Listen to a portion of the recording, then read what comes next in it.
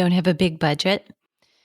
Wonder how you're going to market. How are you going to advertise, let alone hire a PR agency? Listen, don't make the same mistake I did. This is me telling you, don't be me. This was probably back in 2011, 12. So I wasn't even to the point where I was thinking about quitting my safety and security at Iowa State University, where I had a TIAA CREF fund. I had summers off. It was pretty nice, honestly. And at the same time, I was still working in commercial fitness. So I had income revenue coming from two different places. It was the best of both worlds. I had the safety and security, regular paycheck. Didn't matter what kind of a good or bad job I did, I got paid the same. And then I had the kind of job where I had a base and I had commission. And let me just tell you, when you tell me if I work harder, more effectively, I can make more money, I do. So it worked out very well for me. But I wasn't even thinking, it wasn't even a gleam in my eye. But I had a friend who had been a friend since, since 9/11, and probably a couple of years before that. And she was very savvy. She's financially savvy. And she looked at me and what I was doing and maybe how I was doing it, who I was. And I got to tell you, she's become a good friend. So maybe she's a little biased, but she's like, you need a PR agency. She's like, I mean, don't you think that the Denise Austins and the Kathy Smiths of the fitness industry, and I hope didn't date myself, hope you know who that is. She said, don't you think they did it by themselves? That's how they did it. They had a PR agency and you need one. And I was just like, no. I want to do it myself. Oh my God. Could somebody just slap me across the face and kick me? Because I really wish I had done it. If I was going to invest money in anything, that would have been it. And so think about this. And I know you're in this spot now, only it's different for you because there are so many other people doing it. So you don't have the luxury of back then. There were very few people targeting the audience that I was. There were very few people going online and being virtual coaches. You know, everybody right now is a coach. When I started coaching in 2000, nobody was a coach. I had to explain what the heck it was. So what I want to spare you is the pain of looking back and the regret of not doing. And I promise you this, I bet you can look back at examples in your own life, not necessarily business, but anywhere, of the biggest regrets you have are probably of not doing, not of things you have done. Now, we might have a little bit of both, but I'm going to tell you my bigger regrets are the not doing something, the holding back, the playing it safe. So this, however, is about doing this it's the very end of 2022, but it's in 2023 that we're really thinking about. This is long game stuff. So PR can help you immediately, but it will really help you long term. And we'll get into that as we go through this. So I'm going to give these 6 ways to boost your PR, public relations. So in a sense, this is marketing, right? This is getting your word, your brand, you out there. This is not you saying something that anybody else can say or who would say it in the way that you would say it. It is you, your unique slant, your unique bend, why your voice. You're not going to do it the same way anybody else would. And that is why someone will either say, I could never work with that person. And you want to repel some. And the other half of those people are going to say, I absolutely want to work with this coach, not a coach, this one. I don't want anybody else. That's the goal, really. I'm Deborah Atkinson. You're listening to She Means Fitness Business, where I address top struggles with marketing and sales strategies, creating ways to do them that are easy, enjoyable, even fun, so you can build a business and a life you love without without using sleazy, salesy, or pushy strategies and techniques. And the life you love part is really important. There are way too many fitness professionals starting early, working late, or calling it a hobby who really would like to have a profitable business they are proud of. And women are excellent leaders. So my job here is to help you step into your own leadership strengths. So here's how you do it. Number one is, are you taking notes? You should be taking notes. Collaborate with other fitness and health coaches. This is a common theme. So right now, I'm just so in this theme of working with other people. This is another mistake Deborah made. I'm an introvert and I work better on my own. Truth, it's always going to be true. And, there are things that I think we can change about ourselves if we want to change them. This is not one of them. I do wish and want to, and I try collaborating more than I ever have before, but I still, I can't get together with people and brainstorm in a big group and have that be when I get the best ideas. I can take that and I can go and let that marinate while I go on a hike or when I get up in the morning and I'm drinking those first 2 mugs of matcha. That's when I can elaborate and embellish on great ideas that came from a group situation or input from a coach that I might be working with. All of those things matter. And I think you've got to know, who are you? But I want you to think about how you can collaborate with other fitness and health coaches.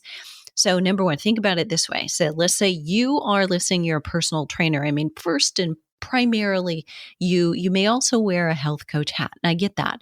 But I want you to think, if primarily what you do is fitness, imagine if you went deeper and really only did the fitness.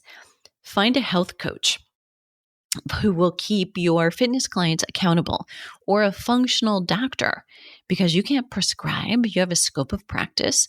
Do you want to find a functional registered dietitian who can give a meal plan and have that be within their scope of practice? I know you may be doing meal plans, but I also know that in doing that, you could be busted. Okay, so realize that it is not within your scope of practice to actually give, here's exactly what you should eat. Here's this meal. Here's what should go in it, what shouldn't go in it. And to lay that out for somebody is not within the scope of practice of a personal trainer, not even of a health coach. You actually need to have a registered dietitian, RD, behind your name in all but 2 states in this United States. So if you're outside of the country, I actually can't speak to your scope of practice, but we all need to know this. Okay, so if you do fitness, you're going to collaborate with somebody who offers something that your clients will need to be more successful. Maybe it's also a sleep coach. And yes, can you give sleep tips? Certainly. But you're going to give them up here kind of more superficially, and they're going to go deep and get into the fascia, right? So let them. It doesn't hurt what you're doing. It complements. And then you've got them referring to you as well. So can they talk about exercise? They do. Other people do. Some doctors do. No, too few, honestly. But, nutritionists talk about exercise, and we're all kind of going back and forth. But if we stay in our lane, we do what really our expertise is, we're going to, both of us, win, win, win. And in fact, yes, all 3 of us, right? The customer too. Let's say you train women. Why couldn't you find somebody who trains men and cross-promote you to their audience, meaning their partner, their spouses, and their sisters, their colleagues at work, and vice versa, them to yours, right? So you promote, hey, I know you're looking for something for your partner, for your brothers, for your colleagues, your good friends. There it is. Complementing each other, not what is it? Competition, right? So if you can see, though, also that down the road, if you've put your offers in front of people over and over and over again, you've had people on your list that stay there for years because maybe you're offering value, but they haven't purchased anything, put somebody else in front of them and see what happens. And you can find ways to tag your audience members for, here's the buyers, all these things, exclude them because they're your buyers, and go for the other people who've been on your list for X length of time and who've never bought from you. They may be perfect candidates to buy from somebody else, even though they like what you're saying. Okay. Number 2, are you ready? Let me give you homework for number 1, just because that's so fun for the teacher in me. So I want you to go back and list, write down on one top of the page. This is what I do. This is my area of genius expertise. I want to be known for that. When everybody thinks of X, they're going to think of me. What is that thing? And then I want you to write down what other things, could be products or services, do my customers need while they're doing my program in order to be more successful. Could also be before they do my program. What would come first? Where should they have been hanging out? And what will they need after? That may or may be another product of yours, but it could be somebody else's thing. List all of those possibilities. You don't have to list people yet, but then in the next column beside that, start looking. You can go to Instagram anymore. It's like a search engine, dang it, right? And use hashtags. Search for those people. Find out who does this. You could also do the same in YouTube. Okay, now number 2. Homework's over. Don't go there yet. Call your media stations. And right now, I'm delivering this to you. I'm recording it at the beginning of December, but it's going to come out rather quickly. This right now, this moment, you should have your local media stations on speed dial. Call them up. You're asking whether they host guests, or you're saying, hey, could I talk to the producer? Which show producer did you want is what they'll ask, because most stations have several, like maybe it's the 6 a.m. or the 12 or the 11 o'clock talk show or whatever it is. Your answer is whichever show hosts guests. And I know that sounds funny, and it right away makes you feel like I'm being kind of promotional. Yeah, no kidding. They need people to fill spots. So don't feel like this is a bad thing. It's a good thing. You're saying, look, I know you have this headache of filling all these spots with interesting people. I have an idea for you. So here it is. I'm handing it to you on a silver platter, making your job easy. And that's very important, all right, to them. They're going to love you, not hate you. So you need to be calling them. Where do you find their numbers? Well, look up all the local, do search. I mean, Google is God right now, right? Do a search for all of your local TV and radio stations. Then go to those stations, look for producers, or look for a phone number. You're going to get most likely, you're going to get some operator or some intern whose lowly job is to answer the phone and to connect you or not connect you. You will probably then be connected to a place where you will leave a message. Be concise, to the point. Give your information clearly. Hi, I'm Deborah Atkinson. Phone number 515-29. Well, I don't want you to call me, so I'm not going to give you the rest. Okay. Well, call me if you're in town. But you get the idea. You're going to then give your message. Great story right now. We're going to talk about why not to set New Year's resolutions and 3 things to do instead. What successful people do for New Year's. And this is research-based. I'm going to quote a story. I've got 5 questions that you can ask me. I'm prepared to do demonstrations, so if it's an active, why you should stop doing squats and why X amount of the population should stop doing squats. You also need to know who are their listeners. So if it's midday, I mean, it's not people who are working, right? It's people who are retired or it's at home moms. So target that audience. If it's the early morning show, okay, well, maybe then it's people who are working still and people who can't sleep. And, you know, so you can target, here's the clip. You might go live at noon and they'll replay it later, but do something on exercise. So one of the ones you can't use this, been used is, do you have a fast twitch muscle fiber problem? And gosh, what was it? Pre-pandemic. So 2019.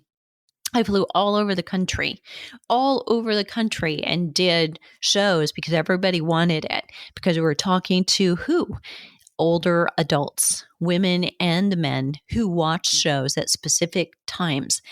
And I did a little demo. I talked about why, given the science, made the co-host or show host do the exercise with me, and made them look great, like they were in super shape, and they got a laugh out of it. I got a laugh out of it. We all thought it was fun. And that's the kind of thing that they want. Like, make them look good and funny and entertaining. Give them all the questions they're going to ask. Give them the science and what to put at the bottom of the screen. Like, what's you? Who are you? What's your title? And where can they get more information? You want to be prepared with those things, but call them right now.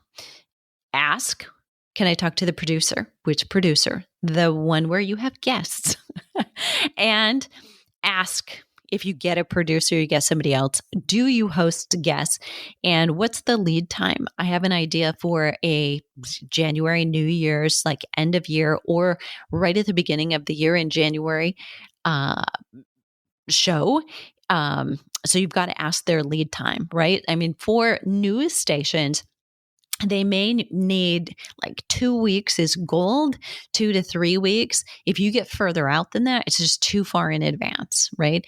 Although there are things like Valentine's Day falls on a specific day every year. We know when that's going to be. So, the 2 or 3 days leading up to it, that day, that is the time to do something that is heart health oriented, for instance. But any other day, like New Year's, I mean, that could happen the 26th, 27th, 28th, 29th, 30th, 31st, even on the 1st. So you give them the latitude as far as when they could drop this in there, right? So then follow their anchors and their segment hosts on Twitter. You may not be on Twitter for any other reason. That may not be your audience or where your audience is, but that is where news anchors, producers sometimes hang out. It is the best way to get in touch with them. So when they're sharing something like a story that they just did, you can like it. You can interact with them and, hey, this is a great idea. I've got a story that is this. That sounds like something your station would like. I'd love to pitch that to you. Who would I reach out to? So try it. You can do that in LinkedIn too, but I will tell you they hang out on Twitter. All right. Number 3. So your homework, first of all, for number 2. Wow, keep forgetting. As a teacher, I'm not doing a very good job. All right. So here's your homework. You're local to somewhere. And yes, I know you want to be on the Today Show, but let me just tell you, you better have a couple things under your belt before you call them. And if you get in, girlfriend, set up a friend, okay? Because I've been trying for a long time. Nobody's paying any attention to me. But you want to list all of your local radio stations, all of your local TV stations, put this in a spreadsheet. You can do it or hire a VA. This is great VA work to do that part. You yourself need to contact people. I promise you that you have to be the one. Put on that spreadsheet. First called them, didn't get through. First called them and left a message. And 2 days later, haven't heard back. Call them again. And you want to be very specific. So see if you can get what's the best email address to send this to. Do that. Reach out to them that way, but also leave a message. And when you leave a message, tell them what kind of a guest you're going to be. Do not ramble. Be very concise. Write out your script so you know what you're going to say. But get all these things down right now. Now, number 3. So we're fast forwarding. In your head, you have a vision because you've done your media appearance, right? And my guess is you may have already done a media appearance. Did you get asked to speak somewhere by a third party? They said to you, will you come and speak to our audience? That's credibility. The higher the credibility of the agency that asked you to do that, the better it lifts you. 2 examples for me. I've spoken at the American Heart Association's Go Red for Women several times in several different locations in my home state at the time, Iowa. So I was, number one, the keynote speaker at a luncheon. And I was I guess it was keynote speaker, a little bit less so. We were talking about the follow-up from the Go Red for Women challenge. So it was me who gave the results. It was me who talked about the impact, who pulled out the bullets and the tearful things that people said about how it changed them. Those things, I am a speaker for the American Heart Association. I sat on a panel for the American Heart Association multiple years in a row. All of those things are highly credible things to list, right? So you're going to use those segments. And in some cases, unfortunately, they weren't segments. I didn't get videotaped. And at the time, it was even before people actually thought to say to your friend, here, before I get up, will you videotape me on my phone? That didn't get done either. So I don't have an image of me speaking. I don't have the video, but I still can list it, and I can list their logo, like American Heart Association, like an as seen in. And that is still a great way to use your publicity. So if you've spoken for an agency that has some kind of national entity, Kiwanis Club, Rotary Club, again, places where I've spoken. So those can still be added to your as seen in, even if you don't have a clip. And you can go back if it hasn't been that long. I mean, if it's been over a year, that's a little bit of a stretch. But you want to, if it's been within a year, say, hey, we're wrapping up year end. What I would love from you, if I added value, if I was an easy speaker to work with, I'm going to ask you a few questions. If you would fill this out, I would be grateful. This is just going to help me get more speaking and really spread the word about this topic that was important to you too. So go back and get those testimonials. That's another way to use it. But I want you to use the segment where you get videotape and agree with me that you will never, ever, ever, ever, ever, ever do a speaking gig or engagement of any kind without getting a video clip. So often at fitness conferences, and I'm trying to think, athletic business is one.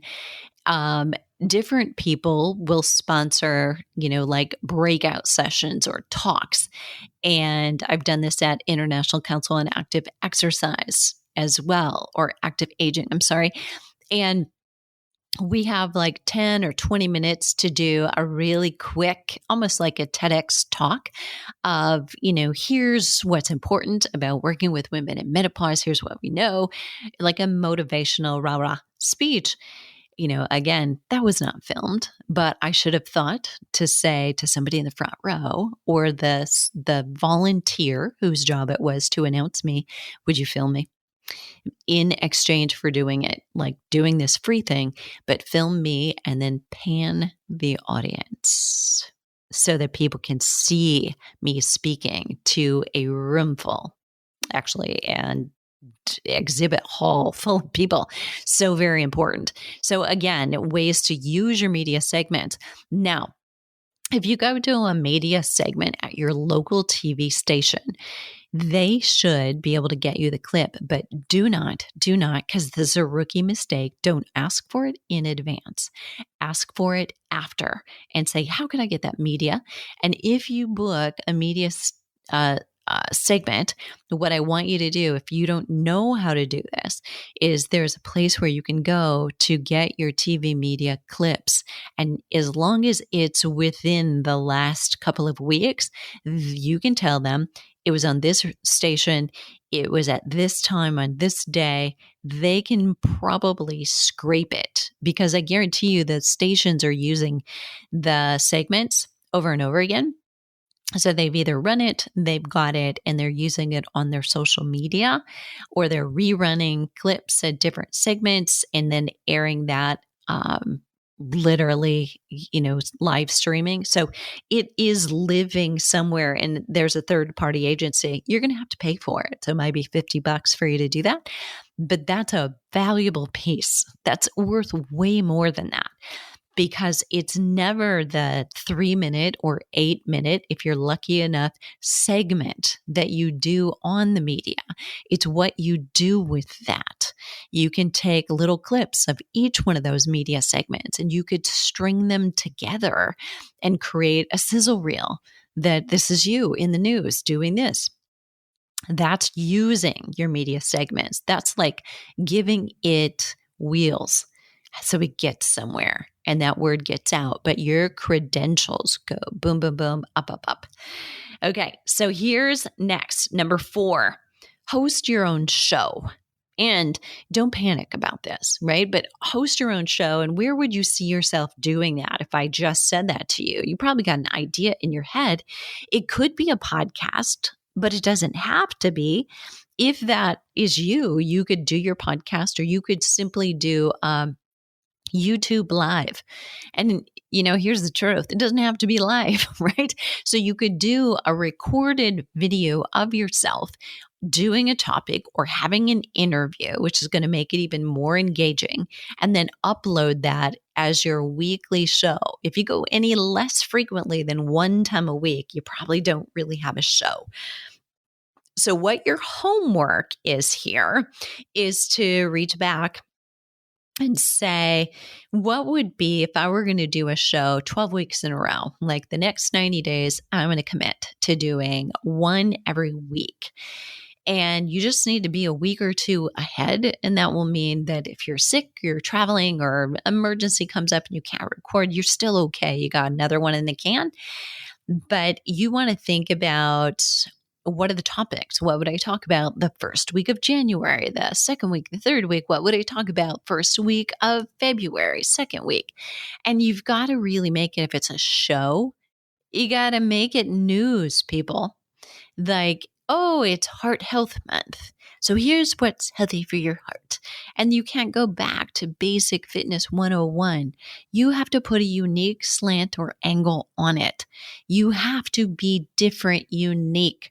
And you can say, yes, did you know that 1 out of every 8 women get heart disease or die of a heart attack? These are statistics that have been out there for more than decades, right? Everybody can say them. What is unique about what you're saying? That's what you've got to get to. What is unique about not just the problem, but that too, but the solution that you will be offering to it? Why haven't we solved this yet? Why is it still the number one killer? And what are we going to do about it? So what kind of exercise is heart healthy versus, is healthy for your muscle, your bone, and your brain? Is there a difference, or is it the same? So things to consider there. Do you want to interview somebody like an American Heart Association spokesperson? Do you want to interview a heart surgeon? Lots of things to think about. But think about going just live every week on Facebook. If that's where your biggest audience is, that's probably the best place for you. You could go live once a week on Instagram. You could go live once a week on YouTube, or you can actually use a tool called StreamYard, broadcast from that, and go live on Facebook and Instagram and YouTube at the same time. Golden, right? Now, if you're doing it, you've done like one thing, killed many birds. If you and a guest are both invested in this and invested in the word getting out, now you've got twice as much reach, right? Because you're going to share it, they're going to share it. So that's how to host your show. And, do something like creating regular content that is just yours. That is oh so important. as a part of your growth and your PR. You've got to have regularly new and valuable content coming on board. Okay, next up, and this falls in line with your show, or it could also be, if you'd prefer, just do a blog creating content, but host leaders somehow or interview them of your industry niche specifically. So, a couple examples that come up: senior games, hosts of each state. So, the state you live in is what? Currently, I'm in Arizona. I was in Iowa. I might have hosted the senior games host there. Like, who was in charge of the director? Actually, while I lived in Colorado, I hosted the Huntington World Senior Games producers, if you will, or hosts. I don't know if that's their term, in St. George, Utah. So why would I do that? Well, they go all out in terms of publicity. I stumbled across them and wanted to interview them. They then interviewed me. So it was kind of a love fest. And then the actual National Senior Games contacted me and said, well, that's not really how it works. I mean, they're not really the thing. We're the thing. You should interview me. And I was like, oh, okay, I'm so sorry. So little did I know, but I have yet to interview that gentleman because we got hit with a pandemic really shortly after that. And I was a little distracted. I'm sure they were spinning their wheels, that year, not able to, at least 1 year, probably 2, not able to actually host live. So that really changed the games for them. But other people that you might host, that was just one idea, but that is a very, very motivating story. If you go to my YouTube channel at Flipping50 TV, Flipping50 TV, you will see, if you do a search on the channel for senior games, you'll see probably 10 to 12 different short clips. I just walked around. I actually went, and I was so motivated. I didn't participate. I didn't even want to go to participate at that point. I just wanted to walk around and interview different people at the games. And I said, can I just get a media pass to come and do that? And they're like, sure, come on over. So I jumped on an airplane and I just spent the entire time just going from like overhearing conversations. Basically, I did a lot of eavesdropping. And then I was like, could I interview you? And then, the person next to her also had a great story.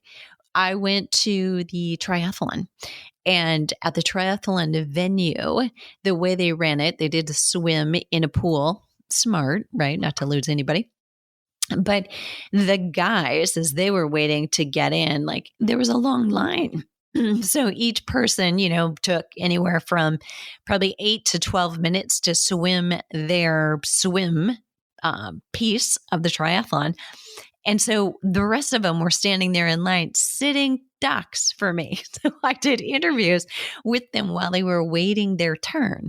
And I mean, this is like live on the spot. It was super fun. And then I had wanted to talk to a gentleman that I actually didn't get the opportunity to. And I hadn't met him. I had met him at the airport in St. George. Is very small. And we were in line to get our flights, and they were flying out, he and his wife, ahead of me on a different flight, but we were waiting at the same time. We were actually checking in at the same time. And I had a conversation with his wife, and I thought, oh my gosh, how motivating. That's so cool. And he came over to me after we were all checked in and we were just in the area waiting. And he said, my wife said, she spoke with you. I said, oh my gosh, I'm so glad that you came. I said, would you be willing to do an interview like right now? So we did. And That's just how the whole thing magically unfolded. But think about what other instances there would be. So that was like a pot of gold for me. And there may be like the masters as well, where you could go and do this. The masters are the senior games in your state, if you happen to be close to that venue.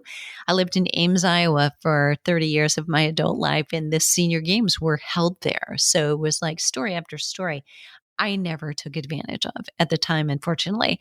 There's the Menopause Society, and you could interview people who were associated with that, the directors, the CEO, fitness associations, at fitness conferences, if you're going to them. See if you can interview the presenter. Say, hey, when you're finished with your session, if you have a few minutes, I'd love to talk with you out in the hall where it's a little bit quieter, or somewhere else where it's quiet. And just do a 5 to 10 minute interview. Would you be willing to do that with me? So again, you're like in the zoo hunting, and you've got lots of people in one place. You then have like shows for weeks and weeks and weeks. Your job, your homework, you knew it was coming, is to write down like what kind of a show or theme would you like to produce? Like, I think of Growing Bolder. So you can't use that one. It's already taken. Okay. It's not Boulder, Colorado. It's Bolder. But that kind of a theme where you're sharing motivating seniors or older adults who are doing things somewhat out of the ordinary, choosing to age in their own way. That, is a motivating piece. So maybe you're doing, women who I might do women who flip 50 in a very unusual way, a good friend. And this is another like shooting people that you can have as guests on your podcast at different venues. I travel, or did, I don't do this so much anymore, to Ironman races. And, there are tons of people over 50 doing them for the first time, doing them for the 30th time. And I've interviewed people, over the course of years, interviewed somebody once and then followed up again 2 years later when we were back at the same venue, and those kinds of things are also fun. What would be fun for you? And then when you have that, so that's the big pivotal piece of information. Like, are you trying to share inspiring stories or overcomers, 50 something, 60 somethings, older adults who are doing something that you too could do, but few people are. So have a theme to it. So it can't be randomly just, over 50 fitness. That's just too wide, too much. But then come up with your list of questions. What question would you want to ask every guest? And yeah, you're going to have to do your homework when you're speaking to a guest, and you can't just say, can I interview you? And go cold. Ideally, you know something about them before you begin. But list your questions. What would that be? And last but not least, this is number 6. And this is by no means an all-exhaustive, all-inclusive list of how to boost your PR, but it is 6 of the best. And what I would suggest to you is don't go into overwhelm trying to do them all. Think about which ones am I already doing? Where could I improve on what I'm doing? Because maybe I'm not doing it consistently. Which ones leap out as, oh, gosh, that would be fun. Like, this is work, but I would love it. That's what you want. The last one is write a book. So self-publish it, which means you write it, you maybe get an editor, somebody who is better than you at doing the grammar and the punctuation and making sure that it gets read from start to end and it makes sense, or there's no missing gaps. Like, when we tell our own stories, we forget that nobody else is inside our head and they haven't been where we've been. So you need those pieces. You'll self-publish it though, meaning you can put it up for sale on Amazon. You can create a Kindle, or it can actually be, if it's a big enough book, a bound book, and you can use Create Space. It used to be on Amazon, and you can have that up there, and you can probably go through the process of writing the book, having it edited, creating a cover, putting it all together, getting the numbers that you need for your book so that it can be for sale. You can probably do that in 90 days easily, maybe sooner, but you want to give yourself that amount of time. And anything that has been done before is figure outable. You can probably Google it. You could co-author a book. And again, like with one of those collaborators that you're going to work with or you already are working with. And you could also co-author in a different way or have a ghostwriter. So maybe they interview you and then they take what you've written and write it as if they're you. If writing is just not your thing, that is certainly a way to go. You just need to say, here's the theme of the book, the purpose of the book, what I want my readers to feel, what I want them to do after they read it. This is what they're thinking as they read it. You've got to be in charge of that. And then the co-author or ghostwriter can do that for you. You can go with a small publisher and they will give you most likely just a lot of latitude. You'll get to be in on a lot of decisions. Like, here's what I'd like for the cover. Here are some images I really love. Or I'll do the cover myself. I'll get it done on Fiverr, if you will, or 99 designs, and I'll pay for that out of my own pocket if I can do that for you.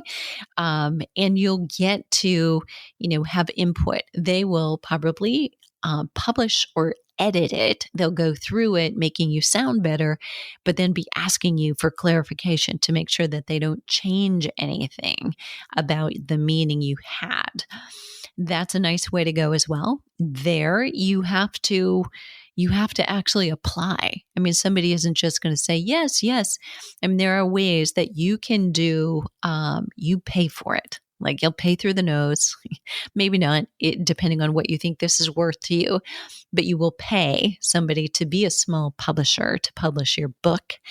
And that's one way to go too. That I've never done. I just don't like the feel of that personally. I do have a small publisher that I use, Healthy Learning. They're kind of a parent company with coaches.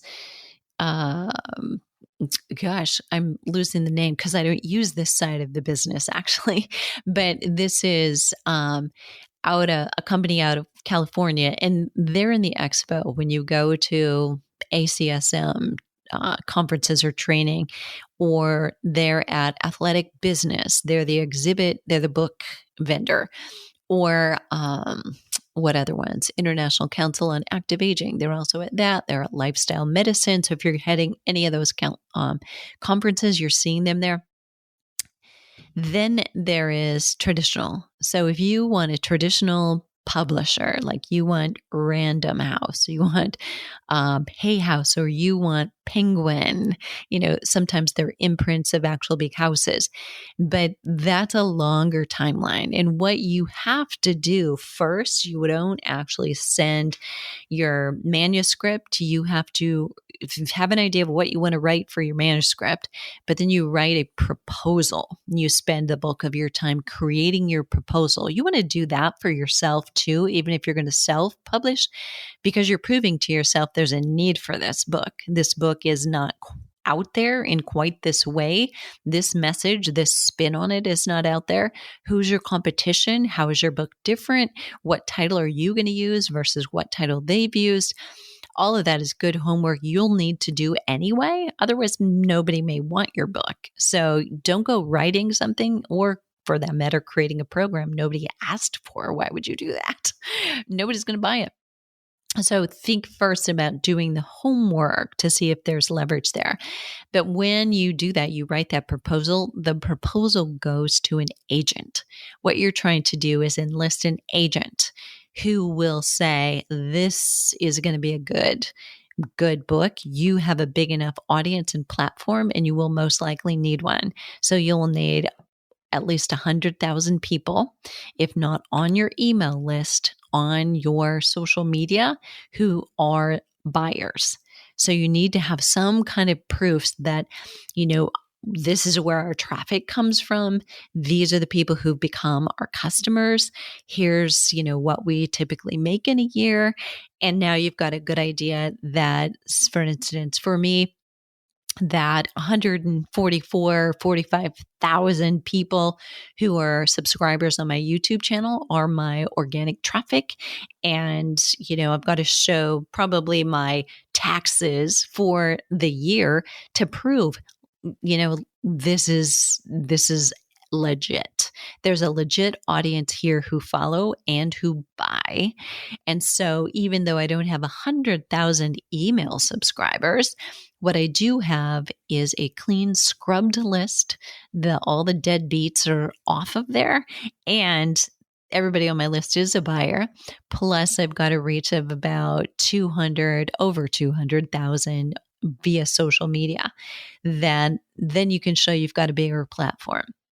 So those things are going to be important. And if you have a small platform, the way to go would be to self-publish or co-author with somebody potentially who's a bigger name than you.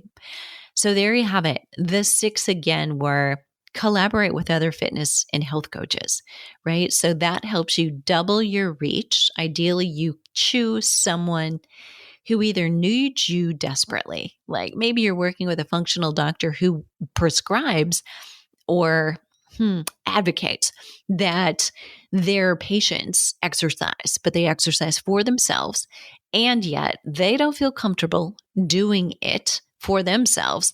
They don't know how to prescribe exercise, or nor do they have time for it. They need you. If you're the expert in the area, that's one way to go. The other way, if you're collaborating with another, say a health coach, choose someone with a list and a growth to their business, their social media that is about equal, because otherwise it's not a great relationship, right? So if you have 40,000 people on your email list, you reach more than 200,000 social media community members, you're not very crazy about supporting somebody or collaborating with somebody who's got less than 1,000 people that they reach in their social media and 5,000 or less in their email list.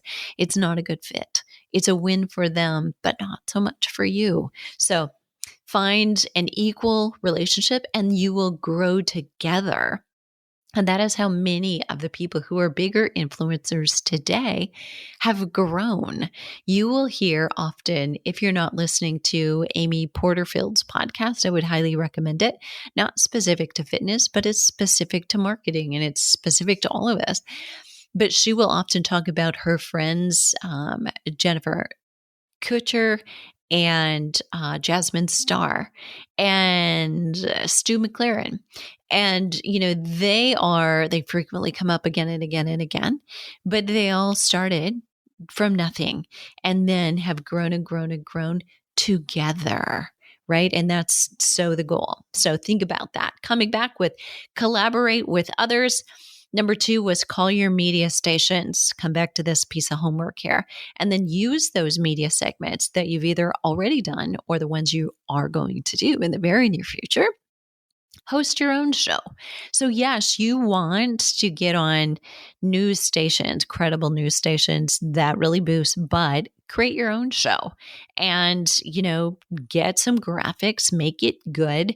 That also may help you get booked. If people can hear, you've got chops, you can talk in sound bites. You have points of interest that are unique and different. And their listeners will like you. It's all about ratings for them. Then host leaders of your industry niche, and you can host them by interviewing them for a blog or an article if that's your jam, more so than is video or an audio in a podcast. But there's so many ways you can do that. So think about who would the leaders in your industry be? Who do you want to speak with? I'm going through this right now. So if you've got any ideas, you can let me know. But in the next couple of months, I'm going to be interviewing about 40 people for a summit who are also addressing women over 40 and exercise. So literally people who can unpack the science on muscle, on bone, on brain health, related to specifically fitness, like the how to do it, how not to do it, improving your posture, how important is alignment, what does it take as far as nutrition to not have the breakdown in the muscle and the bone loss that otherwise will come. So any experts that you know that I should interview, love to hear from you. There may be a small chance I'm already reaching out to them, but you never know. So your help would be, I'd be grateful for it. And last but not least is write a book. And you have the ability to write a book right now. So whether you love to write or you don't, you probably are somewhat of a teacher if you train and you're a health coach. So you could also speak your book, tell your stories that way, and someone else can transcribe and turn that into a written book. So there are lots of ways to quote unquote write. So there you have it. 6 ways to boost your PR without a PR agency or a big budget. So you can find the show notes for this one at fitnessmarketingmastery.com/ways to boost your PR. Ways to boost your PR. And I would love to hear from you. So if these shows are valuable, it certainly helps me to know it if you leave a comment below the show notes. And share this with a colleague, please, if you would, because the more people, especially women, who are there and growing their businesses, working with women, we provide better choices to women everywhere. We encourage the fact that women can be powerful, powerful business leaders. We're good at it, darn it. So help us all. It's fitnessmarketingmastery.com. Ways to boost your PR without a PR agency or a big budget. And I will see you on the flip side.